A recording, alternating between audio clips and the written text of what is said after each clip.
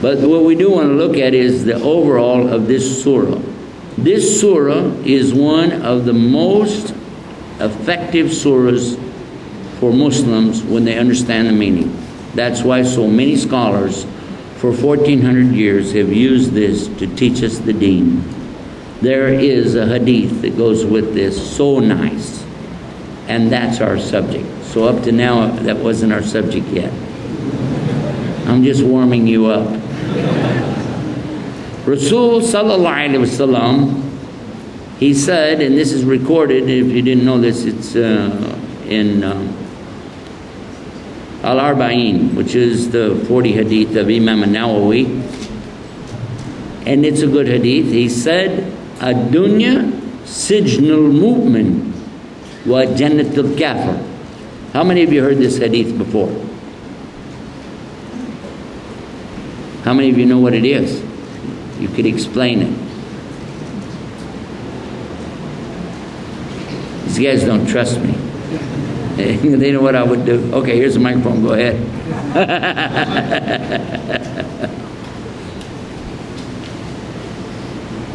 Usually it translates something like this. The Prophet, peace and blessings be upon him, said, the hayat dunya, which is the material world we live in, the daily life, our everyday life that we're in, is a prison or sijn for a true believer. But this existence, this daily life we're in, is the only paradise for disbeliever. Have you got that? This life for you, you're a believer, this is your prison. Disbeliever, this is your paradise. Think on that for a minute. Prison or paradise? Prison or paradise? Yet it's the same exact life. There's no difference. I'm going through this life. To me, it's a prison. Some guy walking along right beside me going through the same exact thing. To him, it's his paradise. Why? There's some rules about the prison. Is that true? Hard and fast rules, and if you don't obey them, you get in big trouble. You could be punished now or you could be punished later. True or false? Right? Paradise, no rules. Have a good time. Do what you want to do. Yeah? Whatever you want to do, go for it. Right? Whatever you're big enough to do, go for it. That's what they said. When I first lived in Texas back in the 1940s, that was what I remember people told us. In Texas, you just do whatever you're big enough to do. Yeah. And you saw what some Texans can do, huh? Don't worry, January 20th is coming. Don't worry about it. Now we got Obama.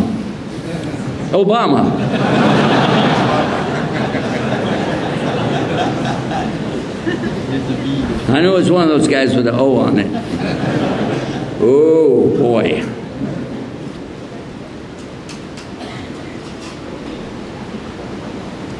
Prison or paradise? What's the big deal? Somebody could tell you, what are you talking about? I'm doing pretty good. Hey, you know, I'm a believer and I'm doing good. I like my life. There's no prison to me. If not, then you really need to slam on the brakes right now and take a deep, hard look. Let's say that somebody entered prison. By the way, I've been in a lot of prisons. I was a prison chaplain since 1994.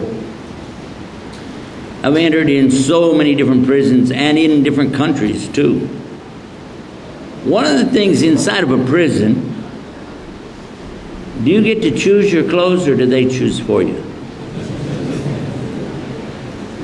You go in, or you imagine some guy going into prison saying, yes, I'm a 42 long, and I like my, I like all my stuff have starch in the sleeves, and by the way, just so you know, I prefer Hart, Schaffner, and Mark suits.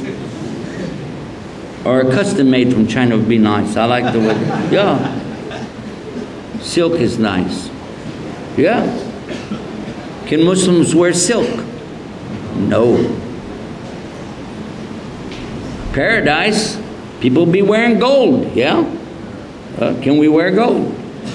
You're already seeing the parallel, aren't you? Paradise, prison. Imagine this, go into prison. Guy's got ordering his nice new suit. And by the way, he said, I'd like a nice gold bracelet to go with that. Oh, sure. Oh, yeah. What about food? Go to prison. Imagine that. The guy says, could I have a menu, please? Now, everything here is halal, isn't it? Isn't it? I mean, after all, I have a dietary need here. Goat is okay, but I like sheep a little better. I only like the mutton, though. Do you have curry? Don't care much about rice anymore. I think I'd rather have potatoes. Do you have kiwi fruit? I think star fruit's rather nice, too. In prison, when they take their tray up there, some prisons, depending on what meal it is, they have a ladle that they take down into this stuff, this sort of brown-looking stuff. I don't know what it is. I don't think they do either. And they slap it on the tray and say, next.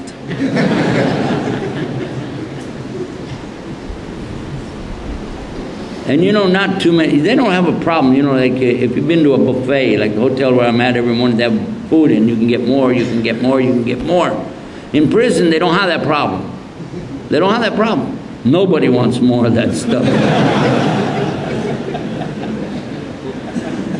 So we're believers.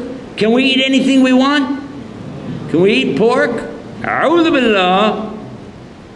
We got some Muslims who are more worried about that. I want to be sure.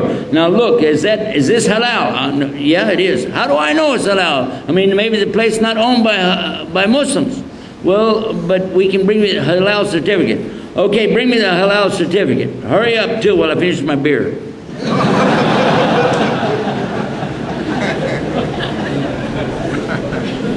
He's not worried about the alcohol. He's worried about this. Yeah, I'm sure they don't have that problem here.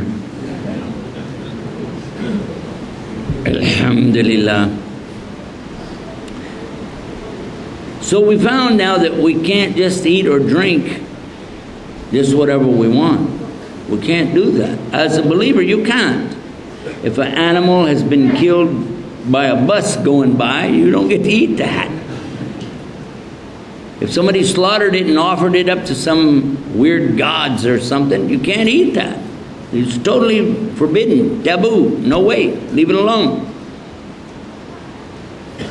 Drinks, we just mentioned alcohol, you got to leave that alone too. You don't mess with that stuff, stay away. Even to the extent if the money is not halal, then what's been bought with it is also not halal. This is Islam, and it's strict.